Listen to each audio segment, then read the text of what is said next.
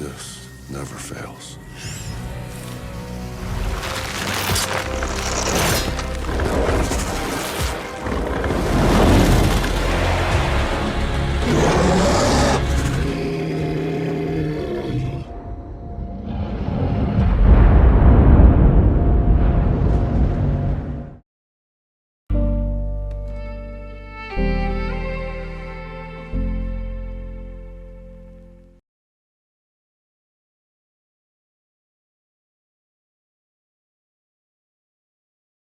فيلمنا جمر على ستبال تنقاليت كتحنقنا تداليت النارئنايو جوانا جن تنقاليت مخان زي كونس سب زتومنيون زدوليون نجر قاعد جيراناي مهاب عغم سلزلو عيو أبزا ختما سبات بيوت نمتناح بزوح تعريهم زقورو كل نجر أو إدوم زخونو تشرچ زبعالو درجيتون ما نمسو كاو إدوم وطاقن لعلم قوون سلزي داليو ناي أليس دالغايو نجر قاعد ناي مقار عغمي جبن تقوتيرو ناتحانقت تسنه حلاف نايتون كلهم وتعدرات اتا اقرأ لزنا رساندوق مسرقحو تنتلتلا كسيلا نغط موت حد يقوى مستمو تعدرات يخيد أليس كم زي تملت رقت انيان مخانقن حدو تعدر بدحري تقدف أليس نتو تعدر عين مسرقياتو نسو تحانيقو خمزلو نخحسو بس ماتات قورو تجنانيقو نفسو زادحن اللو نامسلو نتقمالي غرطو ناونو اخملسن كلاقن أليس كافت استحانقوه اللو خمزملتت يرئي أش اتتقيد كتوكوس سميعة إنا قويت مس وتعدراتات متق أليس كم زملت أتمس بلتاتون نتو قديفاتو نورت بزي محرت تقوتلو إنا ألشوان كلوون إن كي تفلتات كم منفس نتو متعدرات حدا بحدا تودقهم نا أليس مسرخاتاون كم تحنيقاتا نورت وتعدراتا متسيوم كدحنوا أنت التلاتات خيد بمونقوهم إنا حلفتون زي كريوا تتو كبلوا دفرتين ورومن كم تتاريخ زنقرو أليس اندحر دقات واقع كتكفل دلوكينكا زي تهكان زي تقبرل كان نقري اللي يزبهال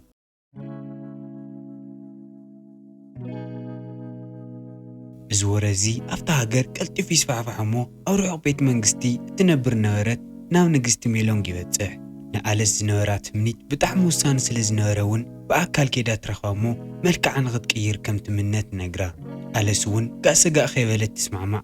هداناي كإلي شيء نتوسمات نيام سرخو كوون اتناتو حيلي نونات كحلفو إيلات نقرا إزو كلن مقارقن حموشة معالت خمزة ليامس نقريتا كفليتات قبل ألس اتو ملكو عزق آير فوتور نختراكب نفت الديدلاند زبال حدا قنيا بوتاخت كيد اللوا جن ميلانج تمنيتا تمنيا كافت غفل مسواتات ناي كلهم حلوتا حرف زخونة جوراس ناي سدرقو فلي تسعات يو ناي ميلونج تمنيت نغط نصقوي حتى كم امنتو ميلانج تمنيو يلا نقر نتبيت منقستن نيوتان حدقان مكران مبر صبوق نقري كمتسن ألس حنت حقلتا نخل السب استمنيو نقر كتوو قديتا أيو ناي جوراس ناي جبا ساعات مستقبلتون استمنيو نقر كم زركب قالتا أتيلو جوراس حد قوا مسكده ألس نتملكو عقير زخئل أسماتنيات إلش ألسون بتترئي تبلا فتفوتور ملئت ورحقت واتسنكلا ناو قد جفتغلا خم تغيرن لعلي نايسو فولي حيل خمزه اليون تفلد نايز فوتر حيلي اتتخكلنيا ميلان قدتمونيو سمات سلازقونه نتوسو السخط هاد نتوسن ميلاق ازي سمات ازي دالي هلو مخنات كل سو نخاخوران مستولع الغلو تفوتيو في قارعة بويس نمخاننيو افتزغط المعالتي ألس نبويس أو حدا ريستورانت تروخومو نفت ديدلان نخد كيدين كلا نبويس كم حلايقان كم مرحيقان كنت قطرهم تدليت نقرو بويس جن كم عينت سراحكم زي كبالن ناوزومتو كمار متشوات راي مخانن ينقرا ألس رجع لاو تقوقو خوفيلا كلو ناي بويس كرشي بتقو مارت ولعو اتزولعتو كلو قرش مسمال سهلو دقيما مرحيقان خوون تحاتو بويس ون كابزغة تماز مسوط أخي أفت ديدلاند زبال عدي ناي سوكونا ناي تفوترو حقي يلن أوزي زغون كخونة دا أمبر أفت عد نسو مسوط أخي تارا سريخي واقاوناي كهليكن يليت انقرا ألسون معرغن دزي خبير كم زخونا مسفلتات كلتيهم زخونا حدا قاند حدا قاتيمهم اتا حدا نتا حدا حد قوة خير كم زخيلت نقرمو بويسون يسمع ما بزعبا اتو تخلا زغير سو كتحطون كلاون كم زفولطون اسكول ريفلاف زبها البوتا خمز نبرني نقرا أفتا سكند جن اتومنا ألس كإلشو زموت وطادرات نفتوش تباريات يمو بزي مقراص متقاسي جمرو بويس كل ترأسو زلو تمني دروي لومو نتو متادرات حدا بحدا يقتل اتتمن نتون كالوت متادرات نخيسو ناقش كسجرن كلو بخرا اوطياو كلتا تقورطو ألسنا بويس جن كافت بوتا اوطيوم قعزوهم جميرام يمنيهو ኣሽ ንታናይ ኣለስ ሰራሕተኛ ዝኾነት ሓጋዚት ሒዛ ትምለስ እሞ ሕቶታት ተሓታ። እቲ ሰራሕተኛ እውን ሜሎንግና ጁራስ ንኣለስ ክረኽዋ ቅድሚ መዓልታት መፂኦም ከም ዝነበሩ ይነግራ። ሜሎንግ ንኣለስ እትረኽባ ነበረት ብምስጢር ስለ ዝኾነ ከም ገበን ስለ ዝሕሰብ መማኸሪኣን ጠበቓን ዝነበረ ዮሃን ንኽትተሓዝን ናብ ሕጊ ንኽትቀርብን ንኣሽ ይእዝዛ። በቲ ወገን ኣብቲ ዴድላንድ ዝበሃል ዓዲ ኣለስ ንእሽቲ ሓዊ ተቃፅል እሞ ተረጋጊዓ ትድቅስ። ዘይተፈለጠ ጽላሎት ግን ናፍታ ደቂሳ ዝነበረት ኣለስ ቀስ እናበለ ይቐርብ። ቦይስ ካርኡ ልዕል ከብል እንከሎ ግን ኣለስ ነቂሓ ካራ ኣብ ክሳዱ ትገብረሉ። ግን ንሱ እቲ ካራ ሓፍ ዘበሎ ንዓኣ ዘይኮነስ ክነኽሳ ናብ ዝቐርብ ዝነበረ ጥንቅርብዒት እዩ። ኣለስ ዝሰገአቶ ብዙሓት ሰባት ቅርሾም ቀልጢፎም ንኽቕበሉ እቶም ዝምርሕዎም ነብሩ ሰባት ኣብ መንገዲ ስለ ዝቐትልዎም እዩ። ኣብቲ ዝቕፅል መዓልቲ እናተጓዓዙ ድሕሪ ምውዓል ናይ ንግዲ ቦታ ይወፅሑ እሞ ቦይስ ኣዕሩኽቱ ንዝኾኑ ሮይስና ሓፍቱ ሜራ ብሓደ ይረኽቦም እሞ ንኣለስ እውን የፋልጦም። እዞም ክልተ ኣሕዋት ንቦይስ ብቐረባ ዝፈልጥዎ መሓዝኦም ስለ ዝኾነ ምዉቕ ኣቀባብላ ይገብርሎም። ስኮል ሪቨር ንኽበፅሑ ግን ገና ናይ ሰሙን ጉዕዞ ይፅበዮም ኣሎ። ኣለስ እውን ክንዱ ዝኸውን መዓልታት የብላን። ናፍቲ ቦታ ኣብ ሰዓቶም ንምብፃሕ እውን ብጣዕሚ ሓደገኛን ንምጓዓዙ ከቢድን ዝኾነ ሩባ ተጠቒሞም ንኽኸዱ ይውስኑ። ማራ ምስ ሮይስ ምቅልላል ክትጅምር እንከላ ሮይስ ናብ ዓራት ተዓዲሙ ኣብዩ ስለ ዘይፈልጥ ፈቓደኛ ኮይኑ ይኸይድ። ኣብቲ ዝቕፅል ንግሆ እቶም ክልተ ኣሕዋት ተሰናቢቶም ናብ ስኮል ሪቨር ንምብፃሕ ጉዕዞኦም ይጅምሩ። ኣብ ተመሳሳሊ ሰዓት ኣሽ ብዙሓት ወታደራት ሒዙ ብባቡር ገይሩ ናፍቲ ናይ ንግዲ ቀጠና ይመጽእ። ሜሎንግ እቲ ዜና እሱ ምስ ሰምዐት ተናዲዳ ናብ ናይ ዮሃን ክፍሊ ትኸይድ እሞ እቶም ጋርድታት ቤተ መንግስቲ ሓዲጎም ንኽኸዱ መን ፈቒድሎም ኢላ ትሓቶ። ዮሃን እውን እታ ኣለስ እትበሃል ጠንቋሊት ካልእ ግዜ ዕሽሽ ዋላ ንበላ ድኣ እምበር ሕጂ ብኸቢዱ ትድለ ገበነኛ እያ ኢሉ ይምልሰላ። ሜሎንግ እውን ተናዲዳ እቲ ንጉስካ ዝሓመም እንድሓር ህይወትና ጽቡቕ የላን፣ ጋርድታት ናብ በረኻ ሕጂ ምስዳድ እዛ ከተማ ሓደጋ ይኸውዱ ቃይላ ንዮሃን ክተጠንቅቆ ትሙክር። ሜሎንግ ግን ናይ ዮሃን መጠንቀቕታ ካብ ቀልዲ ፈለያ ይርኤቶን። እቲ ዋና ንጉስ ነቲ ንግስና ክወርስ ዝኽእል ዓሌት ይኹን ቤተሰብ ስለ ዘይነበሮ ዮሃን ብቐሊሉ ናይቲ ቤተ መንግስቲ ሓድሽ ንጉስ ኢሉ ንባዕሉ ይሸሚ። ኣሽ ናፍቲ ናይ ንግዲ ቀጠና ክትበፅሕ እንከላ ነቶም ክልተ ኣሕዋት ሓበሬታ ንኽህዋ ተሳቒዮም። ማራ ሓዋ እናተቐጥቀጠ ምርኣይ ስለ ዝኸበዳ ናብ ስኮል ሪቨር ከም ዝኸዱ ኣለዉ ንኣሽ ትነግሮ። ኣሽ ግን ምሕረት ኣይነበራን። ነቲ ናይ ንግዲ ቀጠና ቃፂላ ንሮዝ ቀቲላ ንማራ ጠሊፋታ ትኸይድ። ንቆፀርኣ 5 መዓልታት ጥራይ ምስ ቀረያ ኣለስ ግሬት ሪፍት ናብ ዝበሃል ቦታ ትበፅሕ። ሮይስ ሒዝዋ ናብ ሰብ ዘይብሉ ናይ ባቡር ጣብያ ይወስዳ እሞ ሓንቲ ወርቂ ሳንቲም ጥራይ ትኸፊልና እቲ ገደል ከሽጉርና እዮም ኢሉ ይረድኣ። ናፍቲ ውሽጢ ጣብያ ኣመቸዮም ከኣትዩ ከለዉ ግን ናይቲ ባቡር ኦፕሬተር ተሓኒቑ ካብቲ ቆርቆሮ ተንጠልጢሉ ይረኽብዎ። ኣሽን ወታደራታን ኣብ ውሽጢ ደቃይቕ ነቲ ባቡር ጣብያ ሙሉእ ንሙሉእ ይኸብዎ። ከምቲ ካልእ ግዜ በስማታ ጌራ ንኸይትቆፃፀሮም እውን ፍልይ ዝበለ መነፀር ይገብሩ። ኣሽ ንቦይስ ኣለስ ኣሕሊፉ ንኽህቦም ተሓቶ። ቦይስ ግን ኣብ ቃሉ ዝጸንዕ ሰብ ስለ ዝነበረ ኣሕሊፉ ከም ዘይህባ ይነግሮም። ቦይስ ንኽሰማማዕ ፈቓደኛ ብዘይ ምንባሩ እውን ኣሽ ንማራ ብዘይ ምሕረት ተኲሳ ትቐትላ። ቦይስ ተናዲዱ ምትኳስ ክጅምር እንከሎ ግን እቶም ወታደራት እናጎዩ ኣብ ቅድሚ ኣሽ ደው ይብሉ እሞ ዝተተኮሰ ጥይት ብኣፍ ልቦም ይቕበልዎ። ኣለስ ግን ነቶም ወታደራት ዝኸውን ግዜ ስለ ዘይነበራ ንቦይስ ሒዛቶም ውግያይ ትጅመር።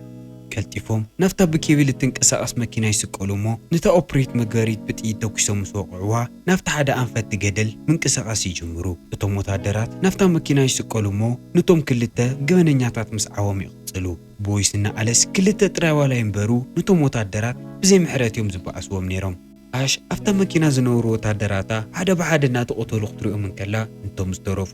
ነቲ እታ ማኪና ተንጠልጢላሉ ዝነበረት ገመድ ንኽቆርፅዎ ትነግሮም። እታ መኪና እውን እቲ ገመድ ስለ ዝተበጠሰ ናፍቲ ገደል ትጸድፍ። በቲ ሓደ ገጽ ዘይተበጠሰ ስለ ዝጸንሐ ግን ተንጠልጢላ ትጸንሕ እሞ ኣለስ ምሕንካብ ትጅምር። እቲ ገመድ ንኽብጠስ ንእሽተይ ምስ ቀረዮ ቦይስ ካብታ መኪና ይወርድ እሞ ኣብቲ ገደል ይንጠልጠል። ንኸምልጡ ናፍቲ ቢንቶ እናሓንከውን ከለዎ ግን ኣሽ ብስናይፐራት ትኩስ እሞ ንቦይስ ኣብ ማእገሩ ትወቕዖ። ንኣለስ ክትወቕዓ ኣብ ግንባራ እናነጻጽረት ግን ዓይና ትሪኣ እሞ ብተስማታ ተጠቒማ ርእሳ ከም ዝሕማ ትገብራ። ኣሽ ተመሊሳ ክትጥምት እንከላ ቦይስና ኣለስ ኣምሊጦም ይጸንሑ። ካብቲ ቦታ ብሰላም ምስ ኣምለጡ ኣብ ሓደ ቦታ ይዕርፉ እሞ ኣለስ ነቶም ማእገሩ ጥይት ተወቂዑ ዝነበረ ቦይስ ትሕክሞ። በቲ ወገን ኣብ ውሽጢ እቲ ቤት መንግስቲ ሜላንግ ከም ዝጠነሰት ትፈልጥ። ኣቦ እዚ ህፃን ብርግጽ ቦይስ ዝኸውን ሕጂ እቲ ቤት መንግስቲ ንኽወርስ ዝኽእል ህፃን ከም ዘሎ ርግፀኛ ስለ ዝኾነት نتوانا نقوس تغم غمزي ولو تفلت يا بخبرتات صغيطة حنيقة تقتلو مو نمز موتا نخت نجر دول توقع فتوجن بويسنا أليس تقعز وعيلهم تقعز مسحادرو شارو بويزنو زباها البوتا وتحو أبز عدزي صحيك ساو تتقلق متصباي مالت كساو تموت كم مقطار مالتيو صحيك الممعروا نفت انباثات نمقتاون بزنورون فتنة يقويو صحي مس عربت اتو مغاننتي اتمريت يخبوو كم مكلا خليت نتقوم حنت براق بوتا مرتمو غازلين بقول قاص يفسسلو اتوم شيطان تزفرحو حدا نجر ندحر هاليو حوت رايس لزخونه صحيك تعرون كلا اتو مغاننتي نقرو يمصو حوون حدا بحدا افتوشت هنصا من دادي جمر لايترن مسارحتاتن حيزومون تداليوم يصبيو ናይ ደቂ ሰብ ሓጢኣት ዝሰሓቦ መጋንንቲ ቀስነወሉ ካብቲ ጸልማት ይወፁ ቦይስ ቀርውን ከለው እንከይረኦም ነውሱ ስለ ዝነገሮ ናፍቱ ዝነስነስዎ ነዳዲ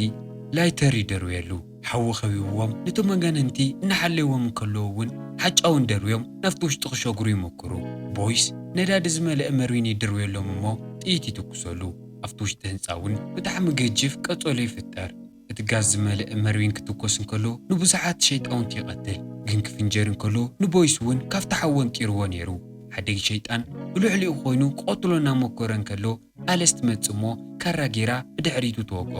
ናው ዝወኑ ምስ ተሰቐለት ግን እቲ ሸይጣን ክሳዱን ኢዱን እግሩን ድሕሪት ይጥወሞ ክሓቕፋን ክሕዛን ይሞክር ኣለስ ኣብታ ትኽክለኛ ሰዓት ተምልጥ እሞ ቦይስ ተሲኡ ኣብ ጥቖም ናብ ተተኺሉ ዝነበረተን ዲኖታት ሒዝዎ ይወደቕ ኣለስ ካራእቲ ድርብያ እሞ ኣብ ጥቑኡ ንዝነበረት ነዳዲ ዝሓዘት መርዊን ተንኩላ ፈስስ እንከሎውን በሊጹ ይነደድ ግን እቶም ሸይጣውንቲ እዚ ኩሉ ባርዕ እናረኣዩውን ንድሕሪት ኣይተመለሱን እቲ ንጉስ ምስቶም ካልኦት ሸይጣውንቲ ኮይኑ ብላዕሊ ናፍታ ሓዊ ኸቢባታ ነበረት ኣለስ ይወደቕ እቲ ንጉስ ንኣለስ ሓኒቖም መሬት ኣቕሚጥዋ እንከሎ ዓይኒ ትጥምቶ እሞ ንኽሰዳ ተገድዶ በስማታ ብጣዕሚ ዝተደነቐ ንጉስ ድሕሪ ይብል እሞ ነቶም ካልኦት ንኽዕዝዋ ይእዝዞም ኣለስ ተሪፋታ ዝነበረት ንእሽቲ ዓቕሚ ተጠቒማ ንኹሎምኡ ዝነበረ ጋንንቲ ናብ ሓሙኽሺ ተቐይሮም ቦይስ ኣለስ ብጣዕሚ ደኺማ ስለ ዝነበረት ክትወድቕ ክትል ይድግፋ ነቶም መጋንንቲ ትፈልጦም ነበረት እያ ትመስል ኣለስ እውን ሓደ ግዜ ናብዚ ዓዲ ዝመፅያ ከም ዝነበረትን ዝደለኻዮ እትህብ ጠንቋሊት ከም ዘላ ሰሚዑ እውን ሓደ ሰብኣይ መፂዋ ከም ዝነበረን ትነግሮ እቲ ሰብኣይ መጠን ዘይብሉ ሓይሊ ንኽትዎ ምስ ተመነየ እቲ ሕጂ ዝገጠምዎ ናይቶም ሸይጣውንቲ መራሒ ተቐይሩ እዚ ዝተረገመ ዓዲ ንሰባት ናብ ሸይጣውንቲ ከም ዝቐይሩ እውን መሊኣ ተረድኦ ሜሎንግ ኣብቲ ዝቕፅል መዓልቲ ኣለስ ኣስማታ ሒዛ ኣላ ክትመፅና ተጸበየት ነቲ ቤተ መንግስትን ንግስናን ዝወርስ ህፃን ከም ዝጠነሰት ምስ ተፈለጠት እቲ ቤተ መንግስቲ ሙሉእ ንሙሉእ ትቆጻጸሮ እቲ ንግስነት ዝወርስ ህፃን ኣቕማ ኣዳም ክሳብ ዝበፅሕ ኣብቲ ቤተ መንግስቲ ሙሉእ ስልጣን ኣለዋ ዮሃን ብደግኡ ኩሉ ዝወለቶ ዝሰምዕ እውን መገልገላይ ዋላ ክመስል እንተሞከረ ንኣሽ ብምስጢር ንኣለስ ንኽሕዝዋን ኣንጻር ሜሎንግ ንኽትመስክር ሒዞሟን ኣብቲ ቤተ መንግስቲ ንኽመፁን ይእዝዝ በቲ ወገን ኣለስና ቦይስ ዓዲ ሓውብ ዝበሃል ቦታ ይወፅሑ ጉዕዞኦም እንዳራኸ ይቋረፁ ቀፂሎሞ ናብ ስኮር ሪቨር ኣብቲ ዝቕፅል መዓልቲ ክበፅሑ እዮም ኣለስ ንቦይስ ካብዚ ናብ ዝዓበየ ችግር ክትእትዮ ስለ ዘይደለየት እቲ ዝተሰማምዕሎ ቅርሺ ትኸፍሎሞ ናሕዱ ንኽምለስ ትእዝዞ እዚ ኩሉ ሕማቕን ፅቡቕን ብሓደ ምስ ሕለፉ ግን ቦይስ ሓዲግዋ ንኸይድ ፈቓደኛ ኣይነበረን እቲ ክትከፍሎ ውፅኣቶ ነበረት ወርቂ ናብ ኢዳ መሊሱ ናብቲ ከተማ ምስኡ ንኽትምለስ ይሓታ ኣለስ ዝተሓተተቶ ኩሉ ትምኒት ናብ ጋህዲ ንምምፃእ መርገማ ከም ዝኾነ ምንም ኣይፈለጠን ዝኾነ ይኹን ዓይነት ሰብ ቅርሺ ንኽኸፍላን ንኽምነን እንድሕር ደኣ ወሲኑ ንሳጠጥኡ ክተብሎ ኣይትኽእልን ትምኒቱ ጋህዲ ናይ ምግባር ግቡእን መርገምን ድማ ኣለዋ ግን እንድሕር ደኣ እሳ ዘይትምለስ ኮይና ንሱ እውን ከም ዘይምለስ ነጊርዋ ጉዕዞኦም ይቕፅሉ እሞ ሙሉእ ለይቲ እናኸዱ ይሓድሩ ናብ ስኮር ሪቨር ንኽበፅሑ ቅርውተይ ምስ ቀረዮም ግን ኣለስ ብትሕቲ መሬት ዝንቀሳቐስ ነገር ከም ዘሎ ትሰምዕ ኣሽ ብባቡር ጌራ ናብ ስኮር ሪቨር ብትሕቲ መሬት ክትቅድማ እያ ትመስል ኣለስ ነቶም ወታደራት ንኽስሕቦም ኣብ መንገዲ እቲ ባቡር ጠጠው ትብል ኣሽ ትሪኣ እሞ እቲ ባቡር ንኽትገጭ ሓሲባ ፍጥነቱ ንኽውስኹ ትነግሮም ንኣለስ ክገጭው ብፍጥነት እናተጓዓዙ ጸኒሖም ካብቲ በዓቲ ክወፁን ከለዉ ግን እቲ መንገዲ ባቡር ከም ዝተፈንጀረን ከም ዝተቋረፀን ይርዩ ኣለስ ናፍቲ ገደል ክትነጥርን ከላ ቦረስ ብታሕቲ ጸኒሑ ይሕዛ እሞ እቲ ባቡር ናፍቲ ጸድፊ ኣቲ ዮሃን ኣሽከይ ተሳኽዕላ ከም ዝሞተት ምስ ፈለጠ እቲ ስልጣን ብሓይሊ ክምንዝዖ ከም ዘለዎ ይርድኦ ነቶም ኣብኡ ዝነበሩ ጋርድታት እውን ንመጥቃዕቲ ክዳለዩ ይነግሮም ግን ጆራስ ሃንደበት ብድሕሪት ይመጽእ እሞ ነቶም ኣብኡ ዝነበሩ ወታደራት ሓደ ብሓደ ምስ ቀተለ ንዮሃን እውን ይቐትሎ ለካ ንነዊሕ ግዜ ብምስጢር እናተኸታተሎም ይጸኒሑ ነቲ ቤተ መንግስትን ንሜሎን ግን ሓደጋ ከም ዘይኾኑ ገይሩ እውን ንኹላቶም ኣጥፊእዎም ይምለስ ሜሎንግ ናይ ንግስነት ስልጣና ዝፈኻኸር ሰብ ስለዘየለ ቁርብተይ ትቐስን ግን ናይ ልባ ገና ስለዘይጋሃደ ብጣዕሚ እያ ተሃንጥያ ዘላ ኣብ ተመሳሳሊ ሰዓት ኣለስ ናብቲ ስኮል ሪቨል ዝበሃል ዓዲ ትበፅሕ እሞ ሙሉእ ንሙሉእ ብዕፅምቲ ዝተሸፈነ ምዃኑ ንርኢ እቲ ዕፅምቲ ናይቲ ተኹላ ዝቕየር ሰብ ኣስማት ክወስዱ ናይ ዝመፁ ሰባት እዩ ኣለስ ነቲ ተኹላ ክትገጥም ኩሉ ናይ ብሩር መሳርሕታታ ሒዛ ትዳለ ቦሪስ ግን ብዙሓት እቲ ብሩር ተዓጢቖም ክበኣስዎ ከም ዝመከሩን ዋላ ሓደ ከም ዘይተሳኽዑሉን ነጊሩ የጠንቅቓ ኣለስ ሕጂ መምለሲ መንገዲ ከም ዘይብላ ነጊራ ጠጠው ንኽተብል ፈቓደኛ ኣይነበረትን ግን ሕጂ እውን እዚ ተኹላ ገና ይትሪኦን ዘላ ብድሕሪታ እታ ወርሒ ምልእቲ ምስ ኮነት ናይ ቦይስ ድምፂ